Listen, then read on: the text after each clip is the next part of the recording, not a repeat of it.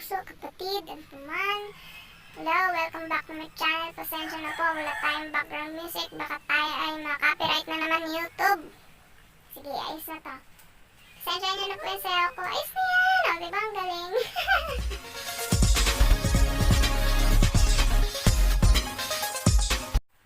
Okay. Meron tayo dito banig. Meron ako banig. Kasyang 10. Walang nakahiga, lahat nakatayo. Gusto mo plancha para sa damit? Kasi yung handle ang umiinit.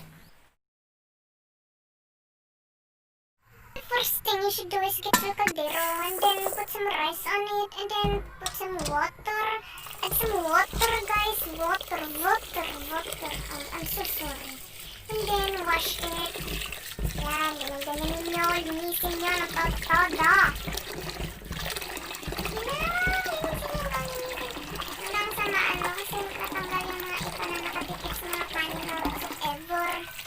And then guys, you should tapon nyo yung tubig pagkatapos nyan, and then tignan nyo may mga dumi pa, dirts are still there. So you should wash again. Wash it hanggang malinis yung yung kanin. Hanggang kailan mo gusto.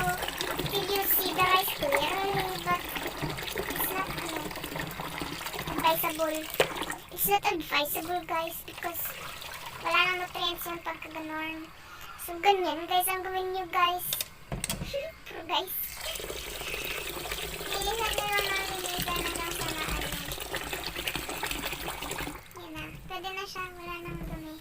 And you can see the rice clearly, guys. Sukatin nyo po kung hanggang saan yung sukat ng bigas. Ganon din yung tubig. Pero kung medyo mabasa yung bigas nyo ay malambot, iwasan nyo ng tubig. So, yung akin medyo nagkulang sa tubig. Yan, ganyan lang.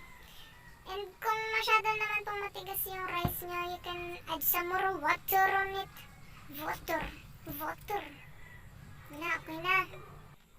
And then you should put the takip of the caldero on it. Dalhin nyo na sa may kalan, sa oven, sa sa stove, kung saan nyo gustong iluto po. Pag kumulo na siya, yan, patayin nyo yung patayin nyo or hinaan. And then, pagka okay na po, pagtuyo na, lagyan nyo ng baby fire. Ganun, baby fire lang, baby fire.